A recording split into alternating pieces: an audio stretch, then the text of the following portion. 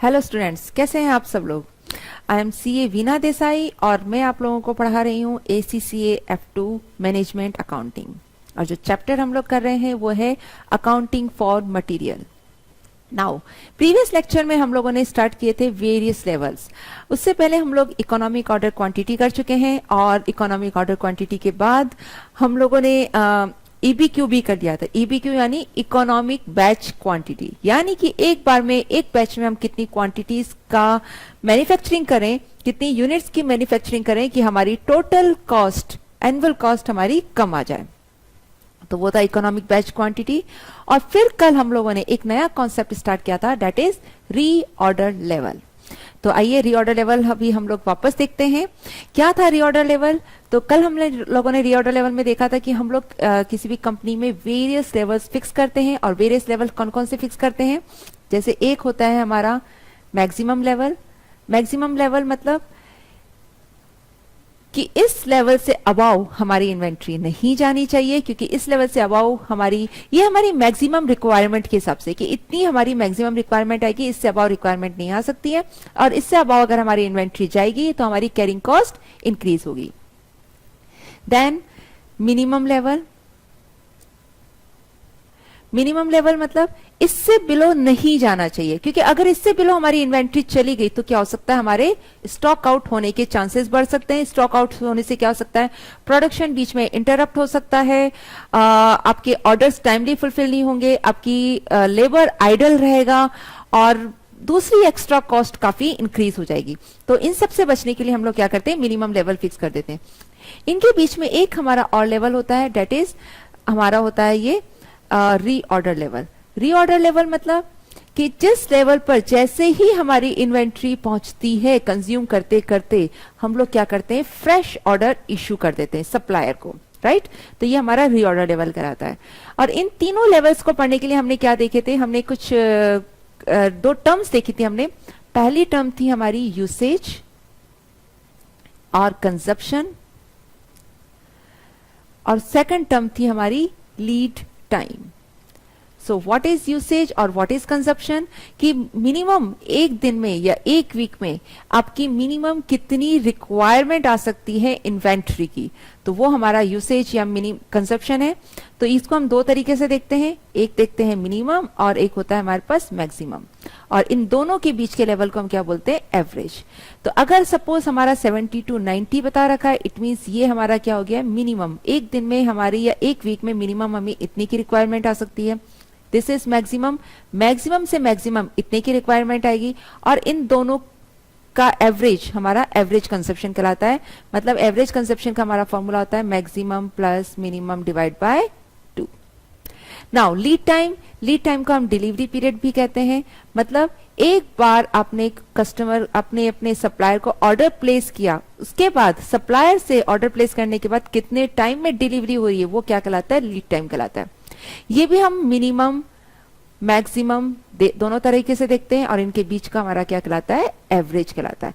For example 3 to 5 days है, तो इसका मतलब मिनिमम 3 डेज में आ सकता है, मैक्सिमम 5 डेज में आ सकता है, और इनके बीच का जो होगा एवरेज यानी minimum plus maximum divide by 2 is average.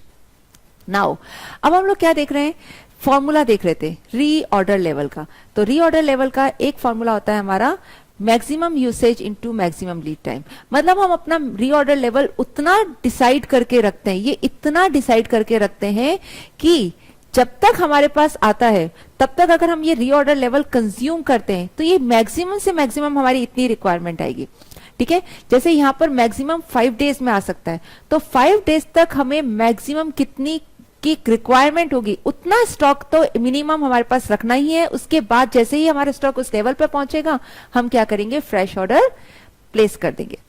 सो ये हमारा फॉर्मूला होता है रीऑर्डर लेवल का, राइट। रीऑर्डर लेवल का एक और फॉर्मूला होता है, वो फॉर्मूला मैं आपको यहां लिखकर दिखा देती हूं। रीऑर्डर लेवल का एक फॉर्मूला और होता है, और वो फॉर्मूला होता है minimum level plus average consumption into average lead time. मतलब क्या है कि हम क्या कितना लेवल फिक्स करेंगे, देखिए ये मेरा रीऑर्डर लेवल, ये this is my minimum level, तो हम कितना रखेंगे, देखिए मिनिमम लेवल मतलब इतना तो हमें रखना ही रखना है, इससे हमारा बिलो नहीं जाना चाहिए। इसके बाद हम जितना एवरेज कंजप्शन हो सकता है उतना और रखकर हम लोग अपना क्या करते हैं, reorder period, reorder level fix करके चलते हैं। ठीक है, ये एवरेज कंजप्शन हो गया। यानी कि जैसे हमने अभी एग्जांपल लिया उसमें 70 to 90 हमारा कंजप्शन था और 80 हमारा एवरेज था, और 3 to 5 था और हमारा 4 डेज क्या था, एवरेज था। तो एवरेज हमारा क्या है, 4 दिन है। 4 दिन में हमारे पास एवरेज हमारे पास सप्लाई हो जाएगी। Okay, on an average maximum 5 days लगते हैं, लेकिन एवरेज हमारे पास 4 डेज लगेंगे, और एवरेज कंजप्शन तब तक कितना आने वाला है, 80। तो हम मिनिमम लेवल जो भी है उसके बाद हम इतना और अपने पास स्टॉक करके रखेंगे। तो जब जैसे ही हमने यहाँ ऑर्डर प्लेस किया हम लोग कंजप्शन स्टार्ट करेंगे, जब तक हमारे पास आएगा minimum on an average 4 days में हमारे पास आ जाएगा, तब तक हमारा स्टॉक कहां पहुंच जाएगा, मिनिमम लेवल पर पहुंच जाएगा।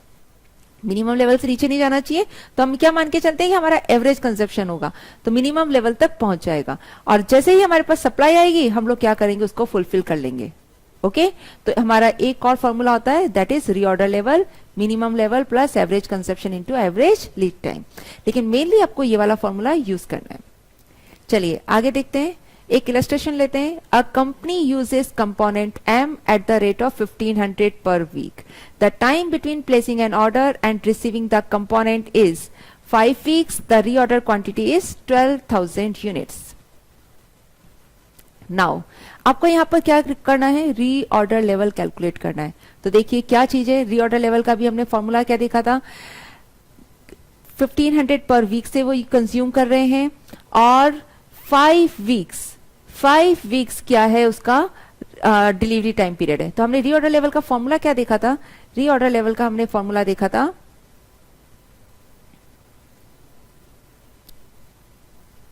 Maximum consumption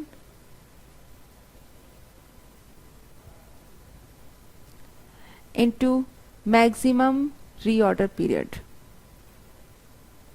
right. तो देखिए मैक्सिमम कंजप्शन आपको यहां पर एक ही कंजप्शन दे रखा है 1500 पर वीक, तो हमारी कंजप्शन की रेट कितनी है 1500 पर वीक। और मैक्सिमम रीऑर्डर पीरियड कितना दे रखा है, देखिए time between placing an order and receiving कितना दे रखा है 5 वीक्स। तो कितना हो जाएगा हमारा इंटू 5, तो हमारा जो रीऑर्डर लेवल है वो कितना हो जाएगा 1500 into 5, that is 7500 units. So this is our reorder level. ये रहा हमारा 7500 units, right? Now test your understanding 5. अब देखिए यहाँ पर a national chain of tire fitters stocks a popular tire for which the following information is available. Usage कितना दे रखा है 175 tyres per day, 175 tyres per day use हो रहा है। लीड टाइम 16 डेज दे रखा है। रीऑर्डर क्वांटिटी दे रखा है 3000 tyres. Now, based on the data above, at what level of inventory should a replenishment order be issued in order to ensure that there are no stockouts?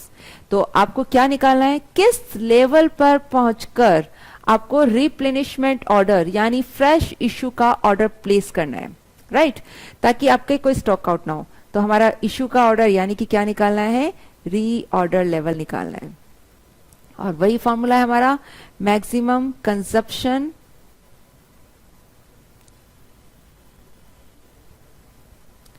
Into maximum reorder period या फिर lead time. तो consumption कितना दे रखा है, यहां पर दे रखा है 175 टायर्स पर डे, और मैक्सिमम रीऑर्डर पीरियड दे रखा है 16। सो कितना हो जाएगा हमारा यहां पर 175 इंटू 16, ये हो जाएगा 2800। सो आंसर इज बी, ये रहा आंसर हमारा B. Okay, now next question, data relating to a particular stores items are as follows. Average daily usage 400, maximum दे रखा है, देखिए अब यहां पर आपको जो कंजप्शन है वो अलग अलग दे रखे हैं, एवरेज मैक्सिमम मिनिमम सब दे रखे हैं, और लीड टाइम भी देखिए 10 to 15 डेज, यानी कि ये मिनिमम हुआ ये मैक्सिमम हुआ, और एवरेज आपका इनका एवरेज हो जाएगा minimum plus maximum divide by 2। Average quantity भी दे रखा है, कैलकुलेट क्या करना है, reorder level in units to avoid inventory stock out. तो रीऑर्डर लेवल का फॉर्मूला क्या होगा हमारा, ROL यानी रीऑर्डर लेवल, फॉर्मूला रहेगा वही maximum usage into maximum lead time. So maximum usage कितना है, यहां पर आप देख सकते हैं maximum daily usage is 520 units and maximum lead time is 15। कितना हो गया है, 520 इंटू 15, ये हो गया 7800 units. So answer is 7800 units. चलिए चेक करते हैं हमारा आंसर, ये रहा, यस 7800 यूनिट्स, राइट। ओके, अभी हमने 3 लेवल की बात करी थी, वहां पर हमने सिर्फ रीऑर्डर लेवल देखा, अब हमारे पास ये 2 लेवल और आ गए, minimum level and maximum level. So what is minimum level? It is the lowest level of material stock which must be maintained in hand at all times so that there is no stoppage of production due to non-availability of inventory. Right तो ये हो गया हमारा minimum level की कम से कम हमें इतना stock तो रखना है, इससे नीचे हमारा स्टॉक नहीं जाना चाहिए ताकि हमारा प्रोडक्शन ना रुके, स्टॉक आउट ना हो। And what is maximum level? Look, it is the highest level of quantity for any material which can be held in stock at any time. Any quantity beyond this level cause extra amount of expenditure due to engagement of fund, cost of storage, obsolescence, etc. Yes. कि इससे about नहीं जाना चाहिए, this is the highest level. What is minimum? It is the lowest level and maximum highest level, it is the highest level of quantity. ठीक है, कि हमें maximum इतना हेल्ड कर सकते हैं, इससे ज्यादा हमें हेल्ड नहीं करना, क्योंकि any quantity beyond this level, क्योंकि आप इससे जैसे ही एक्स्ट्रा होल्ड करके रखेंगे, होगा क्या, your expenditure due to engagement of fund, cost of storage, obsolescence will increase. तो आपकी इन शॉर्ट हम ये भी कह सकते हैं कैरिंग कॉस्ट आपकी बढ़नी शुरू हो जाएगी, राइट। तो ये है मैक्सिमम लेवल। नाउ फॉर्मूला देखते हैं। तो देखिए मैंने आपको बताया था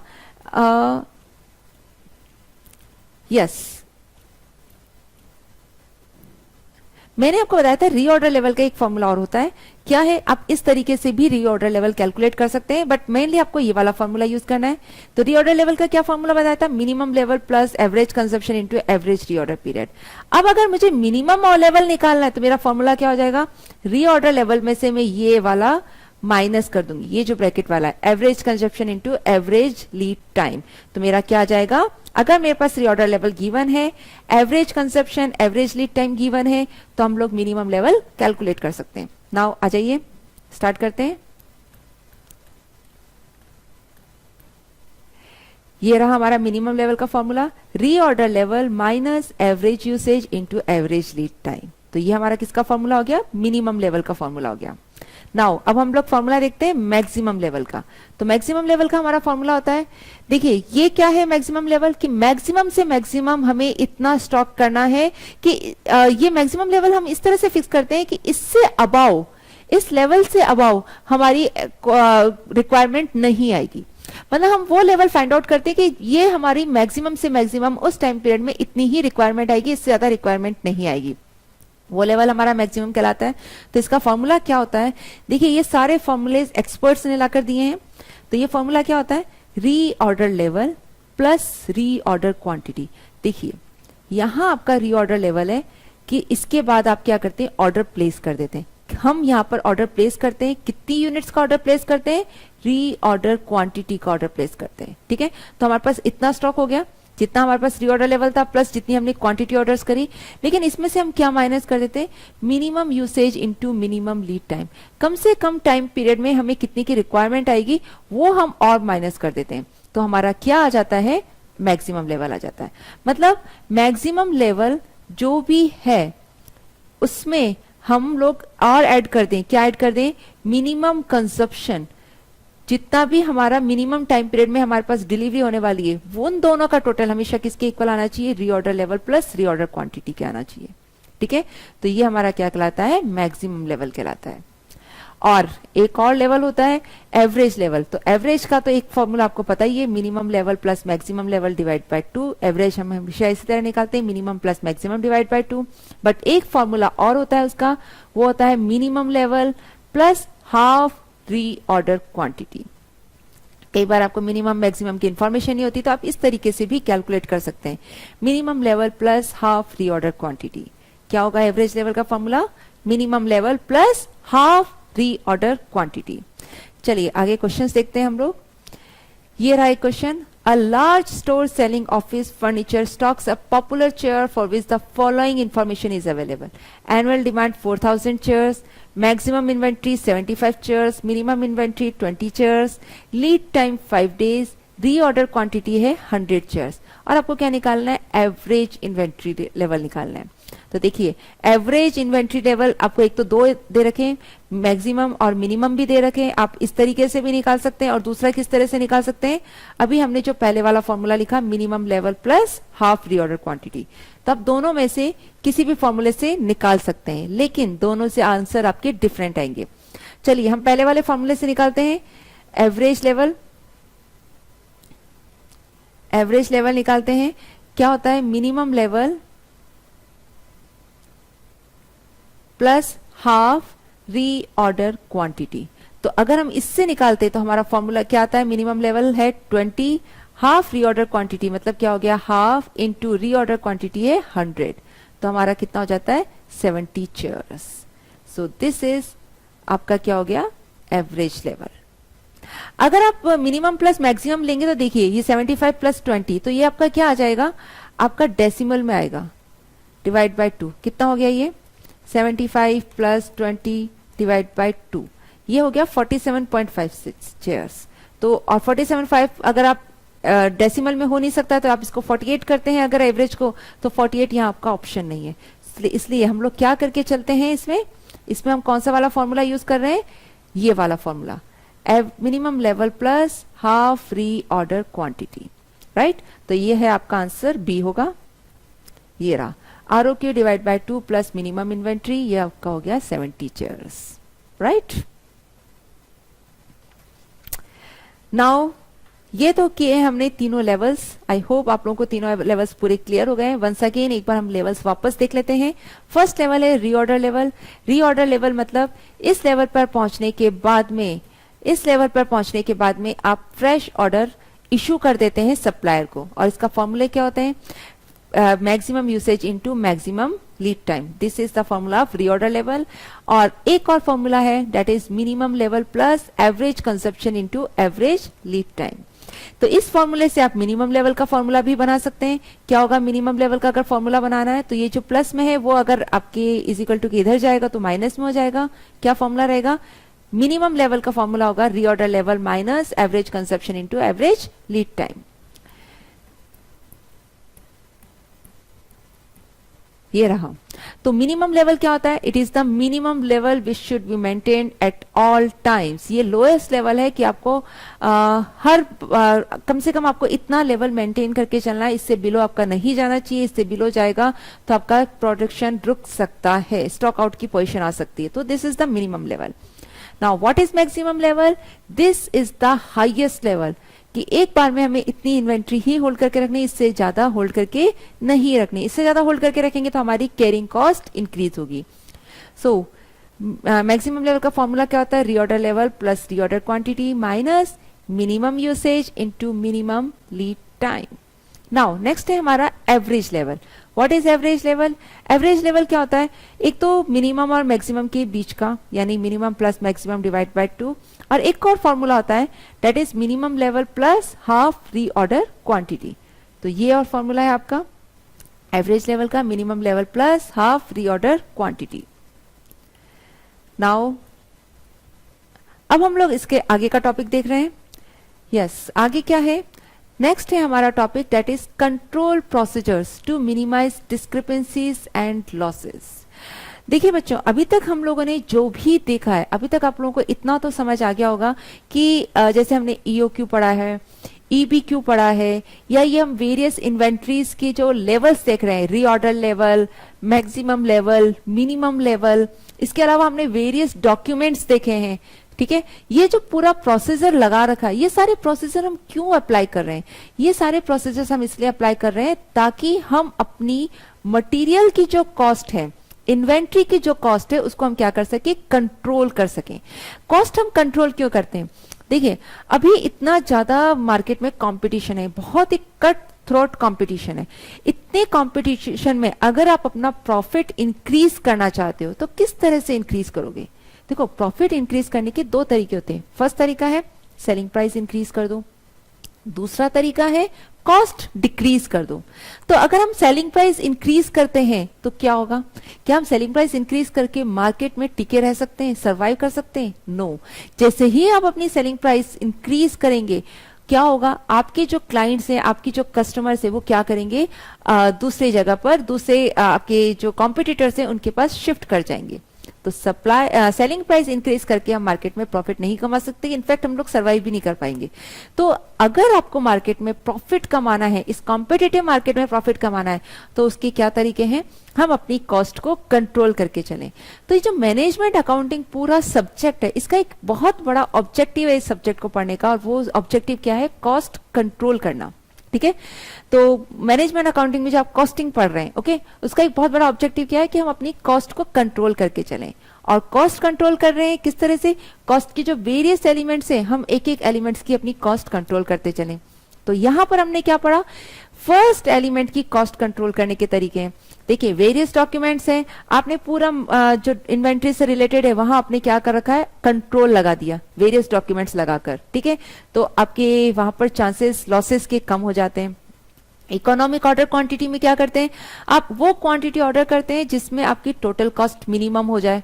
तो यहां पर भी आप कॉस्ट कंट्रोल यानी कॉस्ट कम करने की बात कर रहे हैं। ईबीक्यू की जब हमने बात करी तो हमने क्या देखा कि इकोनॉमिक बैच क्वांटिटी, एक बैच में हम वो क्वांटिटी का मैन्युफैक्चरिंग करें कि टोटल कॉस्ट कम हो जाए। तो यहां पे भी हमने कॉस्ट कंट्रोल करने की बात करी। देन हमने वेरियस लेवल्स की बात करी, reorder level, minimum level, maximum level. इन लेवल्स में भी क्या करें, हम कॉस्ट कंट्रोल करने की बात करें। देखिए मिनिमम लेवल मतलब इस लेवल से बिलो नहीं जाना चाहिए, बिलो जाएगा तो क्या होगा, आपकी स्टॉक आउट हो सकता है और प्रोडक्शन इंटरप्ट हो सकता है, तो वेरियस कॉस्ट आपकी इंक्रीज हो जाएगी, स्टॉक आउट कॉस्ट कहते हैं हम इन सबको, ठीक है। मैक्सिमम लेवल फिक्स कर दिया, मतलब इस लेवल से अबाव नहीं जाना चाहिए, जाएगा तो हमारी कैरिंग कॉस्ट बढ़ जाएगी। तो ये भी हमने क्या किया, कॉस्ट को कंट्रोल करने के लिए किया।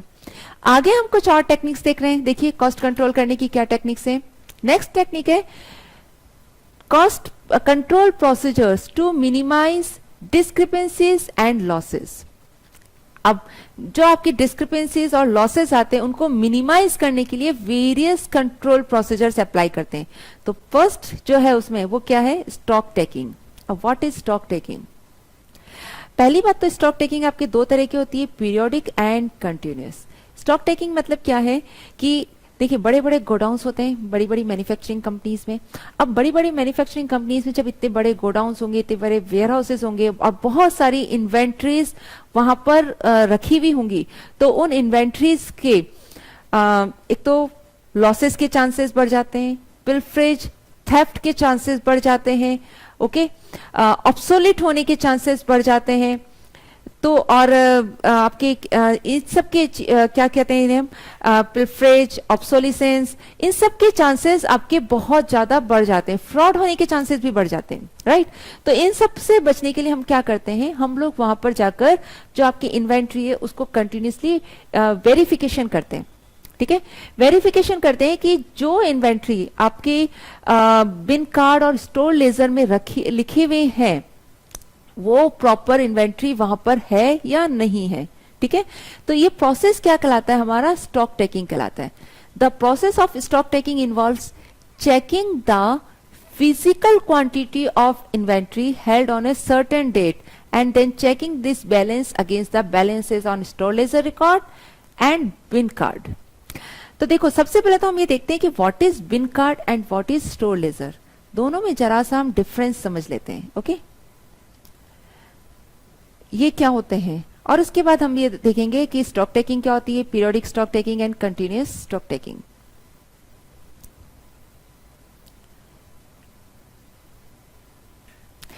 देखिए बिन कार्ड क्या होता है, ये बिन कार्ड स्टोर में होता है। स्टोर यानी कि जहां पर आपका स्टोर डिपार्टमेंट, जहां पर आपका क्या होता है, सारा गुड्स आप होल्ड करके रखते हैं, वहां पर होता है। और किसके पास होता है, ये स्टोर कीपर के पास होता है। ये होता है स्टोर कीपर के पास।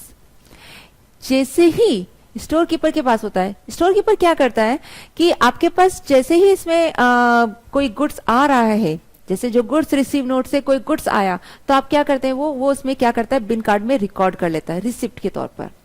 और जब वो इश्यू करता है तो भी वो इसमें रिकॉर्ड कर लेता है। लेकिन इसमें क्या रिकॉर्ड होती है, सिर्फ क्वांटिटी रिकॉर्ड होती है।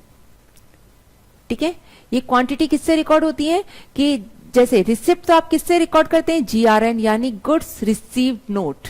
गुड्स रिसीव्ड नोट आपको ध्यान है ना, हमने स्टार्टिंग में फर्स्ट लेक्चर में ही इसको पढ़ा था कि गुड्स रिसीव्ड नोट में जो भी गुड्स आप लोगों ने सप्लायर से आया और जो आप सही है और आप जिसको स्टोर में रख रहे हैं, उसके लिए वो क्या तैयार करते हैं, गुड्स रिसीव नोट। तो गुड्स रिसीव नोट में जिन भी क्वांटिटीज आपने रिसीव की वो बिन कार्ड में रिकॉर्ड हो जाती है। और इश्यू करते हैं वो हम किससे करते हैं, मटीरियल रिक्विजिशन या गुड्स रिक्विजिशन नोट से। ठीक है, एमआरएन कहते हैं हम उसे। तो उससे जो इश्यू किया वो भी हमारा बिन कार्ड से रहता है। तो जो रिसिप्ट रहती है, इश्यू रहती है, और फिर आपका इन दोनों का बैलेंसिंग फिगर हो जाता है कि अब एक एक गुड्स की कितनी कितनी क्वांटिटी हमारे पास है। स्टोर लेजर में भी हम लोग रिकॉर्ड करते हैं। स्टोर लेजर में हम किस तरह से रिकॉर्ड करते हैं, आपकी परचेज इनवॉइस से। परचेज इनवॉइस से आप इश्यू, जो भी परचेज इनवॉइस आई है, परचेज इनवॉइस में जितना भी है आपका, जीआरएन से आप अपडेट करते हैं। ठीक है, एमआरएन से आप अपडेट करते हैं यहाँ पर। तो स्टोर लेजर कार्ड में भी इन सब से, लेकिन परचेज इनवॉइस से क्या आपकी एक प्राइस भी रिकॉर्ड हो जाती है। यहाँ पर भी हम इन सब से रिकॉर्ड करते हैं, लेकिन साथ में हम यहाँ पर प्राइस भी रिकॉर्ड कर लेते हैं। ठीक है, तो स्टोर लेजर कार्ड में आपका प्राइस भी रिकॉर्ड रहती है। तो ये दोनों डॉक्यूमेंट्स होते हैं।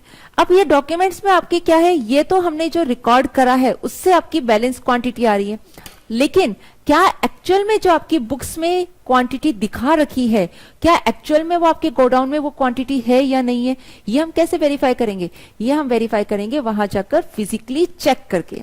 ठीक है, तो हम लोग क्या करते हैं, वहां पर जाकर फिजिकली चेक करते हैं, और फिजिकली चेक करते हैं उसको क्या बोलते हैं, स्टॉक टेकिंग बोलते हैं।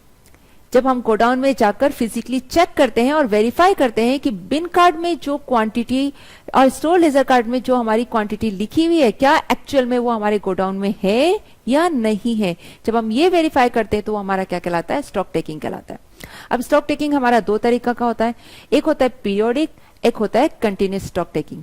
Now what is periodic stock taking, अगर आप लोग एक टाइम पीरियड में जाकर आप वहां पर स्टॉक टेकिंग करते हैं, वहां फिजिकली जाकर चेक करते हैं। टाइम पीरियड मतलब जैसे मैंने करा कि मुझे हर 6 महीने में जाकर चेक करना है, तो आज चेकिंग करी, उसके बाद नेक्स्ट 6 मंथ्स बाद जाकर हम वहां चेक कर रहे हैं, तो एक पीरियड के बाद कर रहे हैं। मोस्टली बड़ी बड़ी कंपनीज में एनुअली होता है कि आपने आज चेक किया 1 साल में, और फिर आप नेक्स्ट ईयर जाकर चेक करेंगे, तो वो क्या कहलाता है, पीरियोडिक स्टॉक टेकिंग कहलाता है। लेकिन अगर आपको और ज्यादा अच्छा कंट्रोल रखना है तो वहां पर क्या किया जाता है, वहां पर कंटिन्यूस स्टॉक टेकिंग की जाती है। अब कंटिन्यूस स्टॉक टेकिंग में क्या किया जाता है कि बहुत सारी बड़ी लिस्ट होती है आपकी इन्वेंट्रीज की, उस लिस्ट में से कुछ आइटम्स सेलेक्ट कर लिए जाते हैं ऑन डेली बेसिस पर। जैसे आज हमने उसमें से 20 आइटम्स या 30 आइटम्स सेलेक्ट कर लिए, रैंडमली सेलेक्ट कर लिया। अब हम क्या करेंगे, स्टोर में जाएंगे, फिजिकली उन 30 आइटम्स को चेक करेंगे, या वो जो 20 आइटम्स सेलेक्ट किए उन 20 आइटम्स को चेक करेंगे कि वो 28 आइटम्स वहां पर प्रॉपरली जो हमारे बिन कार्ड बुक्स में जितनी क्वांटिटी है उतनी क्वांटिटी में है या नहीं है, राइट। तो वहां पर हम जाकर क्या करते हैं, फिजिकली चेक करते हैं। आज हमने 20 या 30 आइटम्स लिए, नेक्स्ट डे हम अगेन नेक्स्ट 20 या 30 आइटम्स लेंगे, या रैंडमली कोई और 20-30 आइटम्स उठाएंगे। तो इस तरह से क्या करते हैं, हम हर दिन जाते हैं और हर दिन फिजिकली चेक करते हैं। बहुत सारी लंबी लिस्ट होती है इन्वेंट्री की, उनमें से रैंडमली कुछ आइटम्स पिक करते हैं और उनको जाकर हम चेक करते हैं। और कुछ आइटम्स ऐसे होते हैं जो बहुत ही ज्यादा वैल्यूएबल होते हैं, तो जो बहुत ही ज्यादा एक्सपेंसिव या वैल्यूएबल होते हैं उनको हम और जल्दी फ्रिक्वेंटली जाकर चेक करते रहते हैं। तो ये क्या कहलाता है, हमारा कंटिन्यूअस स्टॉक टेकिंग। इस तरह से चेक करने से क्या होता है, सपोज बुक्स में है मेरे पास 1 लाख यूनिट्स, किसी भी रॉ मटेरियल की 1 लाख यूनिट्स है, फिजिकली चेक किया हमने कि वहां पर 90,000 ही यूनिट्स मौजूद है, तो हम ये पता कर सकते हैं कि वो 10,000 यूनिट्स कहाँ चली गई है। वो लॉस हुई है तो किस तरह से लॉस हुई है, फ्रॉड हुआ है, किसी थेफ्ट हो गया है, किसी ने चोरी कर लिया है, या फिर हम ये भी देख सकते हैं कि वो कहीं वो हमारी यूनिट्स ऑब्सोलिट तो नहीं हो रही है, कुछ ऐसा गुड्स तो नहीं है जो ऑब्सोलिट हो रहा हो, स्लो मूविंग हो, नॉन मूविंग हो। इन सब का हम इन फिजिकल वेरिफिकेशन के थ्रू पता कर सकते हैं। तो इस तरह से हम क्या कर सकते हैं, जो हमारे लॉसेस हैं उनको हम मिनिमाइज कर सकते हैं। ठीक है, तो ये रहा हमारा एक और कंट्रोल प्रोसीजर हो गया, that is to minimise the losses and discrepancies, और वो क्या है, स्टॉक टेकिंग, यानी कि फिजिकल वेरीफाई करना और बुक्स ऑफ अकाउंट से उनको चेक करना कि इतना गुड्स वाकई में हमारे पास जितना बुक्स में है वो वाकई में हमारे पास मौजूद है या नहीं है। ओके, नाउ कुछ और एग्जाम्पल्स हैं, examples of other issues and control. Now कुछ और इश्यूज और उन पर क्या क्या कंट्रोल अप्लाई किए जाते हैं उन इश्यूज पर। तो ये सारे जो इश्यूज हैं वो क्या इश्यूज हैं, हमें अपनी कॉस्ट को कंट्रोल करना, फ्रॉड्स और लॉसेस जो होते हैं इन्वेंट्री को लेकर उनको रोकने के लिए ये सारे हमारे इश्यूज हैं और उन पर क्या क्या कंट्रोल अप्लाई किया जाता है। नाउ देखिए, उसके बाद हमारा जो फर्स्ट इश्यू आता है वो क्या है, ordering goods at inflated prices. अब देखिए हर जगह पर तो ऑनर रह नहीं सकता, बड़ी कंपनीज में सारा काम, जैसे परचेसिंग का काम किसका, परचेज मैनेजर के हाथ में। अब परचेज मैनेजर क्या कर सकता है, अगर कोई फ्रॉड करना चाहे तो वो क्या हो सकता है कि मार्केट में तो उसकी प्राइस दिखा रखी है 10, लेकिन उन्होंने क्या कर दिया 20 पर ऑर्डर प्लेस कर दिया।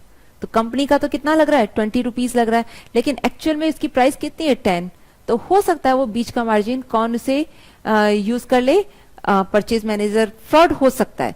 तो इस फ्रॉड को रोकने के लिए हम लोग क्या करते हैं, हम लोग यूज करते हैं परचेज के लिए। पहला जो कंट्रोल अप्लाई किया जाता है वो किसके लिए अप्लाई किया जाता है, परचेजेस के लिए, डेट इज स्टैंडर्ड कॉस्ट का हम यूज करें। ठीक है, तो ताकि क्या है वो इन्फ्लेटेड प्राइस को यूज ही नहीं कर सकता। 20 की अगर हमने स्टैंडर्ड कॉस्ट हमारी डिसाइड कर रखी कि हमें ₹10 पर केजी, इस पर ही हमें ये हमने स्टैंडर्ड कॉस्ट कर रखी कि हमारा इसी पर आना चाहिए, इससे अबाव नहीं जाना चाहिए। तो अब क्या है, कोई भी जो रिस्पॉन्सिबल पर्सन है वो इससे ज्यादा अबाव पर खरीद ही नहीं सकता। ठीक है, क्योंकि इससे ज्यादा खरीदते ही आप उससे फौरन पूछ सकते हैं कि आपने इससे अबाव क्यों खरीदा है, उसको उसका पूरा प्रॉपर रीजन देना होगा। तो इस तरह से हम अगर कोई फ्रॉड कर रहा है इन्फ्लेटेड प्राइस पर ऑर्डर प्लेस कर तो आप उसे रोक सकते हैं। एक और तरीका है कोटेशंस फॉर स्पेशल आइटम्स। ये हमने स्टार्टिंग में भी डिस्कस किया था कि हम वेरियस सप्लायर से क्या करते हैं, कोटेशंस मंगवाते हैं, और फिर कोटेशंस मंगवाकर हम पूरी एक पैनल बैठता है, वो पैनल चेक करता है कि किस सप्लायर का कोटेशंस क्वालिटी वाइज अच्छा है और रेट वाइज कम है, उसको चूज किया जाए। तो इस तरह से हम ordering goods at inflated price, इस पर कंट्रोल अप्लाई कर सकते हैं। नाउ सेकंड है फिक्शियस परचेजेस। फ्रॉड्स में बहुत इस तरह के फ्रॉड्स होते हैं बड़ी बड़ी कंपनीज में कि क्या है, इस पर ये 2 कंट्रोल है कि क्या है, हमने परचेज इनवॉइस दिखा दी, ठीक है, दिखा दिया कि हमने परचेज किया, बट एक्चुअल में कोई परचेज नहीं हुई, एक्चुअल में कोई गुड्स नहीं आया है। तो इस तरह के फ्रॉड्स बहुत होते हैं। इनको रोकने के लिए हम क्या किया जा सकता है, इनके रोकने के लिए हम लोग आप लोगों ने वैसे भी पढ़ा होगा ऑडिट में कि मेकर चेकर कॉन्सेप्ट। ठीक है, मेकर चेकर कॉन्सेप्ट मतलब आपने उसी के लिए आपने 2-2 पार्ट कर दिए। तो सेम यहाँ पर भी ऑर्डर करने वाला कोई और बंदा है, परचेज करने वाला कोई और बंदा है, तो ड्यूटीज आपने अलग अलग कर दी, सेपरेट कर दी। तो इससे क्या होगा, आप फिक्सेस परचेज पर, क्योंकि देखिए अगर एक ही पर्सन ऑर्डर कर रहा है, एक ही पर्सन परचेज कर रहा है, तो फिक्सेस परचेजेस के चांसेस बढ़ जाते हैं। लेकिन अगर वहीं पर 2 पर्सन है, डुअल कंट्रोल लगा रखा है आपने, तो क्या होगा, आपका ऑर्डरिंग का अलग दे रखा है, परचेजिंग का अलग दे रखा है। तो इस तरह से फिक्सेस परचेज पर आप कंट्रोल अप्लाई कर सकते हैं। एक और चीज है, एक और कंट्रोल है physical controls over material receipts usage and inventory. पूरा फिजिकल कंट्रोल अप्लाई करके कि जब आपके पास गुड्स आ रहे हैं तो आपकी एक टीम है कि वो गुड्स पूरा चेक कर रही है, परचेज इनवॉइस को भी चेक कर रही है कि हाँ ये करेक्ट है कि नहीं, ये वाकई में इतना माल हमारे पास आया है कि नहीं आया, परचेज ऑर्डर से चेक करके। तो इस तरह से फिजिकल कंट्रोल लगाकर भी हम फिक्सेस परचेज को कंट्रोल कर सकते हैं और अपनी कॉस्ट को कंट्रोल कर सकते हैं। थर्ड है शॉर्टेज ऑन रिसिप्ट्स, यानी कि आपने गुड्स ऑर्डर किया सपोज 10,000 का, रिसीव किया 5,000 ही या 8,000 क्वांटिटी ही रिसीव किए, तो 2,000 का आपका क्या हो गया, शॉर्टेज हो गया। तो जब इस तरह की शॉर्टेज होती है, उनको रोकने के लिए हम क्या क्या अप्लाई करते हैं, checking in all goods inwards at gate. तो जो भी आपकी गेट पर आपकी इंस्पेक्शन टीम है, जैसे ही आपके पास गुड्स आ रहा है ऐसे ही आप उसे अंदर नहीं रख रहे हैं, पूरी इंस्पेक्शन टीम लगा रखी है, वो इंस्पेक्शन टीम पूरा चेक करती है, गेट पर ही चेक करेगी कि वाकई में जो ऑर्डर, जितना ऑर्डर डिलीवरी नोट में लिखा हुआ है, जितना आपने परचेज ऑर्डर पे लिखा हुआ है, वाकई में उतना गुड्स है कि नहीं है, और फिर गुड्स रिसीव नोट में जितना गुड्स रिसीव किया है उसको मेंशन किया जाता है। तो इस तरह से आप शॉर्टेजेस ऑन रिसिप्ट पर कंट्रोल अप्लाई कर सकते हैं। डिलीवरी सिग्नेचर्स, जो डिलीवरी ले रहा है पर्सन, उस पर्सन को उस डिलीवरी नोट पर और गुड्स रिसीव नोट पर सिग्नेचर करना होगा, ताकि अगर वहां पर कमी है तो बाद में आप उस रिस्पॉन्सिबल पर्सन को उसे रिस्पॉन्सिबल ठहरा सकें। ठीक है। नाउ नेक्स्ट है हमारा losses from inventory. Inventory loss, आपने देखिए क्या किया, वहां पर जाकर आपने स्टोर में गुड्स रख दिया। अब स्टोर में गुड्स रख दिया, बुक्स में आपके 1 लाख है, लेकिन वहां पर जाकर आपकी अगर गुड्स में लॉसेस आ गए, 90,000 ही रह गया, तो ये लॉस फ्रॉम इन्वेंट्री होगा। किस तरह से रोका जा सकता है? आप रेगुलर स्टॉक टेकिंग करिए, क्योंकि इस तरह से लॉसेस आ रहे हैं, आपके गुड्स लॉस हो रहे हैं, इसका मतलब क्या है? हो सकता है थेफ्ट हो गया हो, कुछ भी हो सकता है पर्सन, या फिर डैमेज हो गया हो। तो अगर आप रेगुलर स्टॉक टेकिंग करेंगे, रेगुलर फिजिकल वेरिफिकेशन करेंगे, तो इस तरह के लॉसेस आपके टाइमली पकड़ में आ सकते हैं और फर्दर फ्यूचर में होने के चांसेस खत्म हो जाएंगे। और रेगुलरली फिजिकल वेरिफिकेशन करेंगे तो थेफ्ट के चांसेस भी कम हो जाते हैं। ठीक है। तो इसका एक क्या है? Regular stock taking. Now next है फिजिकल सिक्योरिटी प्रोसीजर। आप वहां पर प्रॉपर सिक्योरिटी प्रोसीजर्स लगाइए। सिर्फ ऑथराइज पर्सन ही आपके स्टोर डिपार्टमेंट में एंटर कर सके, अनऑथराइज पर्सन के लिए एंट्री रिस्ट्रिक्ट कर दीजिए, बायोमेट्रिक सिस्टम लगा दीजिए, और various other physical security procedures हैं, सिक्योरिटी कैमरास लगाइए वहां पर। तो ये सारे सिक्योरिटी प्रोसीजर्स लगाकर हम लॉसेस फ्रॉम इन्वेंट्री को रोक सकते हैं। नाउ नेक्स्ट है हमारा राइटिंग ऑफ ऑब्सोलीट और damage inventory which is good. कई बार क्या करते हैं फ्रॉड करने के लिए बहुत लोग, कि जो आपकी इन्वेंट्री गुड है, अच्छी है, उसको भी क्या कहते हैं कि ऑब्सोलीट हो गई है, डैमेज हो गई है, और उसको एज एन स्क्रैप मार्केट में सेल कर देते हैं। तो उसको रोकने के लिए हम क्या कर सकते हैं? उसको रोकने के लिए हम कर सकते हैं control of responsible official overall right of. तो इसी तरह से ऐसे ही कोई राइट ऑफ नहीं कर सकता। राइट ऑफ करने के लिए प्रॉपर कंट्रोल, एक तो आपको ऑथराइजेशन करना होगा, रिस्पॉन्सिबल पर्सन को रिस्पॉन्सिबल ठहराना होगा जो राइट ऑफ कर रहा है, ताकि जैसे ही आपके पकड़ में आए इस तरह की कोई डिस्क्रिपेंसीज, आप फौरन उस रिस्पॉन्सिबल पर्सन को पकड़ सकें कि किस तरह से उसने इस तरह से राइट ऑफ किया गुड इन्वेंट्री को। नाउ नेक्स्ट है हमारा losses after issue to production. कई बार क्या होता है, आपने प्रोडक्शन के लिए इन्वेंट्री इश्यू कर दी और उसके बाद में लॉस हो गया, तो उसको लॉस को रोकने के लिए क्या है हमारे पास? Records of all issues and standard usage allowance. हम जितने भी, जिस भी प्रोडक्शन डिपार्टमेंट में, देखिए कंपनी में वेरियस प्रोडक्शन डिपार्टमेंट होते हैं, तो जिस जिस प्रोडक्शन डिपार्टमेंट को जो जो गुड्स इशू हो रहे हैं आप उसका प्रॉपर रिकॉर्ड बनाएंगे, और साथ में हम उनको कह सकते हैं कि भाई नॉर्मल यूसेज इतना ही है, स्टैंडर्ड यूसेज इतना होना चाहिए, इतना इनपुट डाला, इतना आउटपुट आना चाहिए। अगर वो रेशियो डिफरेंट हो जाता है तो भी क्या कर सकते हैं, आप प्रोडक्शन डिपार्टमेंट को से पूछ सकते हैं कि ये डिफरेंस क्यों आ रहा है। तो इस तरह से हम पूरा कंट्रोल अप्लाई कर सकते हैं losses after issue to production पर।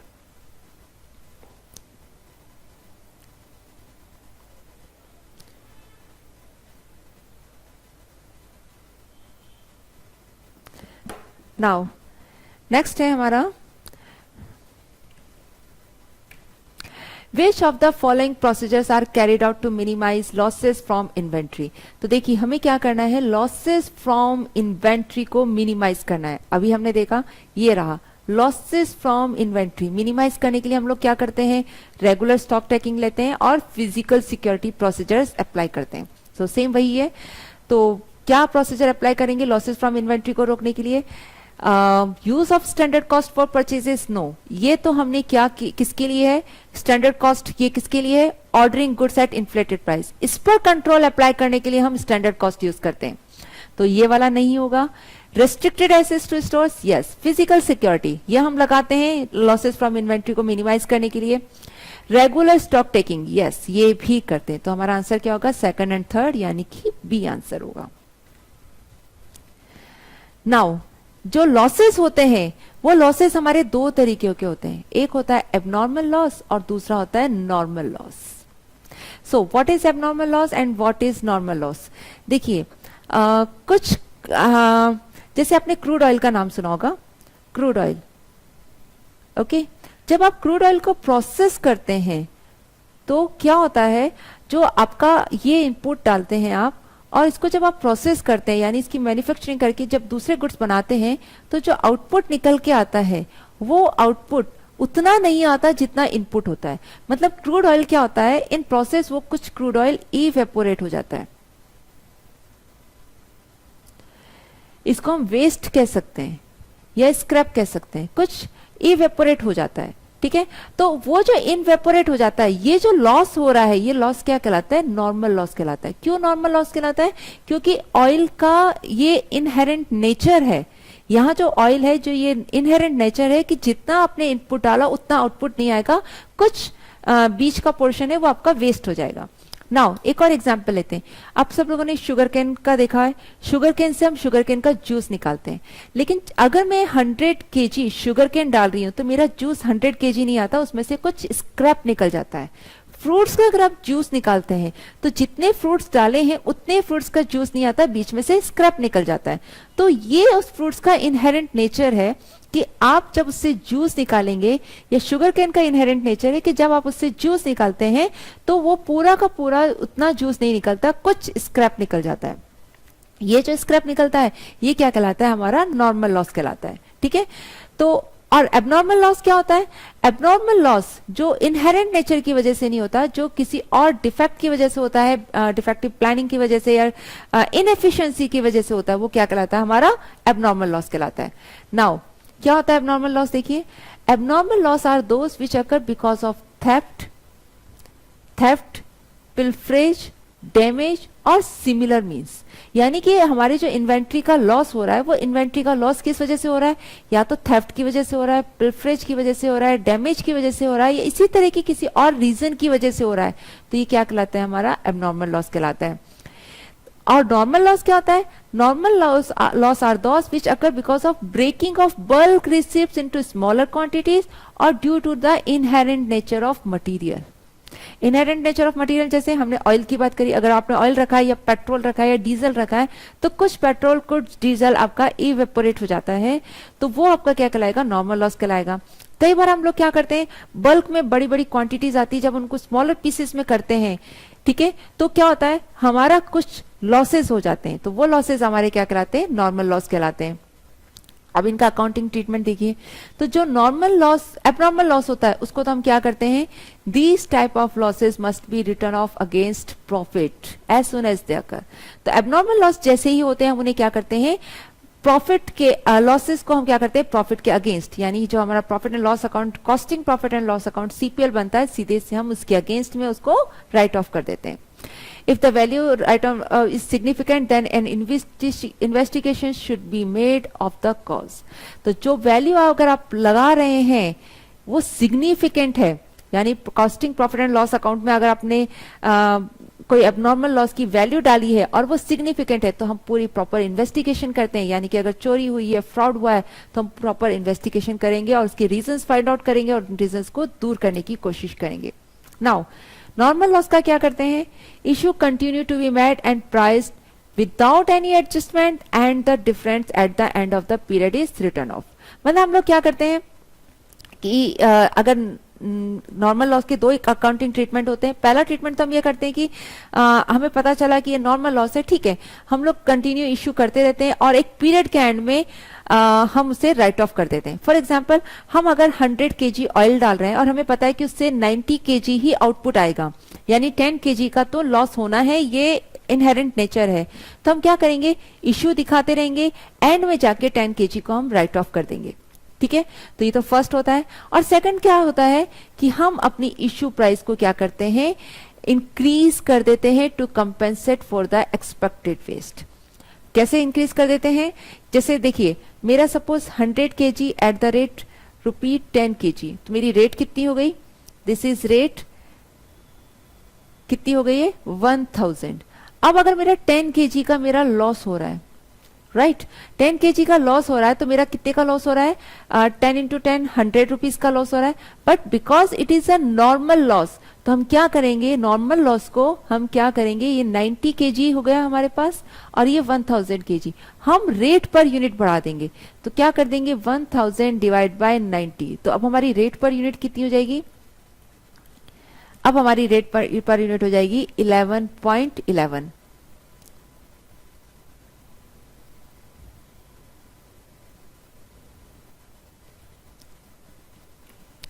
तो हमारी रेट पर यूनिट हो जाएगी 11.11 रुपी पर यूनिट। ये हमारी रेट पर यूनिट हो जाएगी। तो इस तरह से करके हम क्या करते हैं, अपनी इश्यू प्राइस को इंक्रीज कर देते हैं। ठीक है, एक्सपेक्टेड वेस्ट को कम करने के लिए हम क्या करते हैं, जो भी हमारा एक्सपेक्टेड वेस्ट आ रहा है उससे हम क्या करते हैं, अपनी रेट पर यूनिट इंक्रीज कर देते हैं। इसको हम कहते हैं इश्यू प्राइस को इन्फ्लेट करना।